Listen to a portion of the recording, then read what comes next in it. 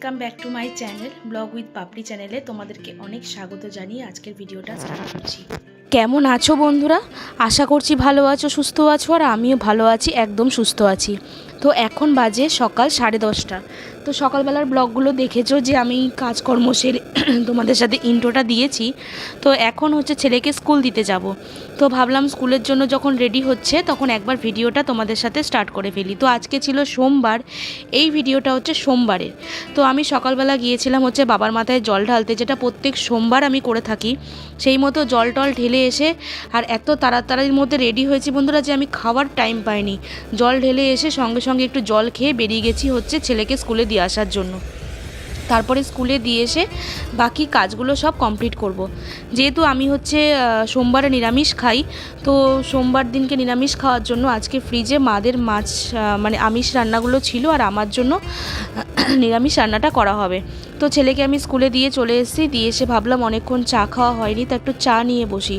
তো সেই মতো আমি বসেছি। একদমই ব্লগ স্টার্ট করতে পারিনি, আজকে একটু কাজের মধ্যে ব্যস্ত ছিলাম। যেহেতু আজকে সোমবার, সকালবেলা প্রায় 7টার সময় ঘুম থেকে উঠে ছেলেকে ফ্রেশ হয়ে পাঠিয়ে দিয়ে তারপরে হচ্ছে বাসি টুকটাক কাজকর্ম সেরে ঘরের ঠাকুরকে কিছুটা পুজো দিয়ে তারপরে গেলাম হচ্ছে 10টার সময় বাবার মাথায় জল ঢালতে।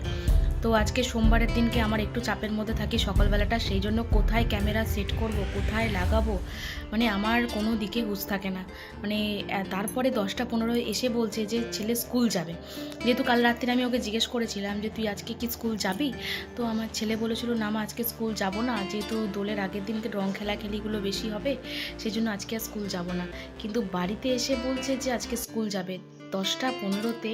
মানে জাস্ট তোমরা বিশ্বাস করবে না, আমার তো মাথায় হাত পড়ে গেছে যে আমি কিভাবে কখন ভাত বসাবো, কখন ওর টিফিন রেডি করব, কখন ওকে খাওয়াবো, কখন ওকে পাঠাবো, মানে আমি পাগলের মতো অবস্থা হয়ে গেছে।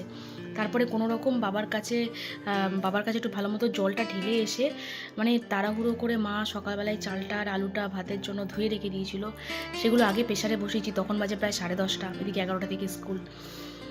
এরপরে ওই ভাত হতে লাগলো, প্রেসারে 2-3টে সিটি মারলেই ভাত হয়ে যায়। এই জন্য 10টা 40 নাগাদ ভাত হলো, কোনো রকম 5 মিনিটের মধ্যে একদম নাকে মুখে গুজে একদম ওকে খাওয়ালাম, রেডি করিয়ে পাঠালাম হচ্ছে স্কুলে, দিয়ে আসলাম। দিয়ে এসে তারপরে গাড়ির তেল ছিল না, ওখান থেকে গাড়ির তেল ভরালাম। তারপরে ছেলের ঘিটা একটু বাড়ন্ত ছিল, ঘিটা নিয়ে আসলাম, গোপালের জন্য মিষ্টি নিয়ে আসলাম। নিয়ে এসে এখন দেখো সকাল থেকে আমি উপোস করা, এখন হচ্ছে চা খাচ্ছি। মানে এসে চা করলাম, তারপরে হচ্ছে এখন খাচ্ছি।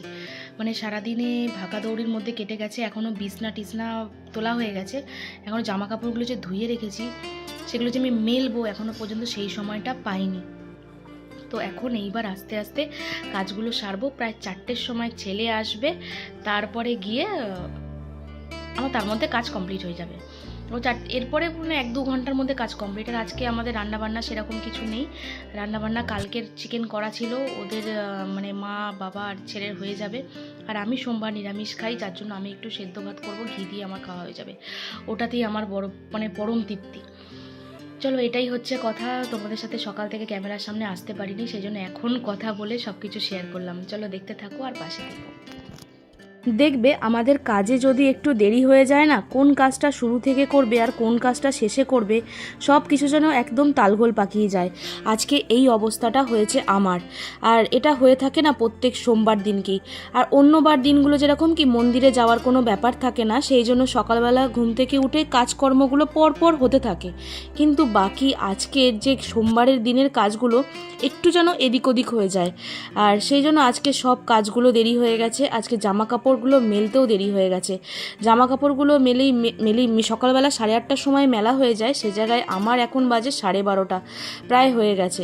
জানি না জামা কাপড়গুলো শুকাতে পারবো কিনা। অনেকগুলো জামা কাপড় সকাল থেকে ধুয়ে রাখা ছিল, এখনো পর্যন্ত মানে মেলার সময় পাইনি, এখন হচ্ছে সব মেললাম।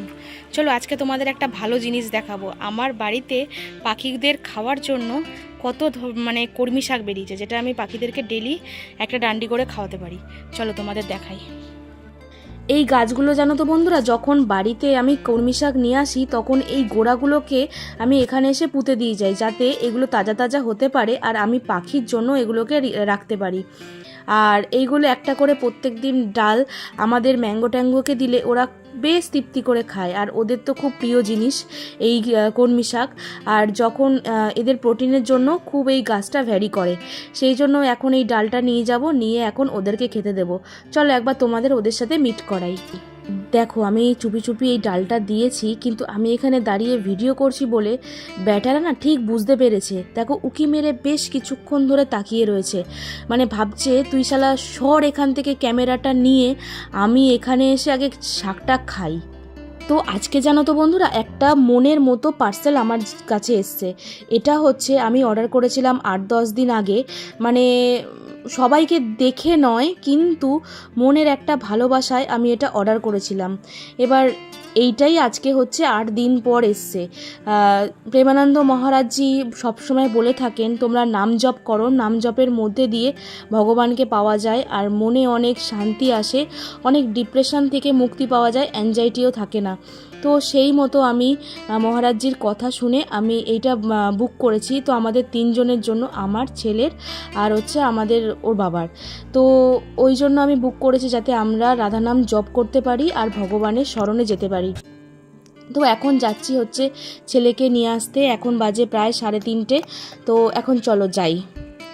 আর এই ভিডিওটা যেহেতু রং খেলার আগের দিনের ভিডিও, তো আমি তোমাদেরকে শেয়ার করব যে ওদের স্কুলের সামনে কিভাবে রং খেলা হয়েছে। ওরা যে এতটা পরিমাণ আনন্দ করেছে যে আর কি আর বলবো।